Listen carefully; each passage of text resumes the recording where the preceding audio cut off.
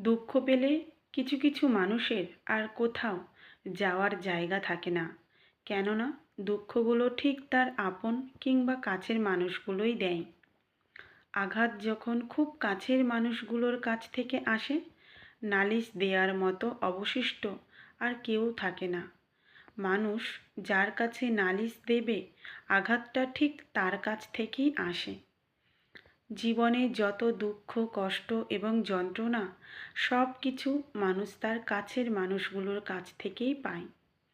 প্রচণ্ড দুঃখ পেয়ে মানুষ যার কাছে আশ্রয় নিতে চায়, সেও তাকে খালি হাতে ফেরায় না, দুঃখ দেয় অসীম দুঃখ।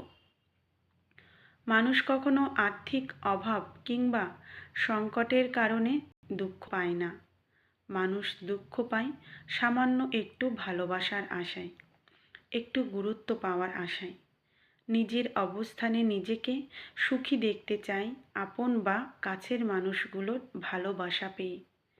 কিছু কিছু মানুষের অসহায়ত্ব মূলত দুঃখ পেলে আর কোথাও যাওয়ার জায়গা থাকে না বলে। দুঃখ ছাড়া তাদের আপন বলতে আর কিছু প্রাপ্তির খাতায় থাকে না। মানুষকে বিশ্বাস করে বিনিময়ে পায় বিশ্বাসঘাতকতা। আপন ভেবে প্রতারিত হয়, ঠকে যায়। কাছের মানুষগুলো ভালোবাসার চাইতে তাদের দুঃখই দেয় বেশি।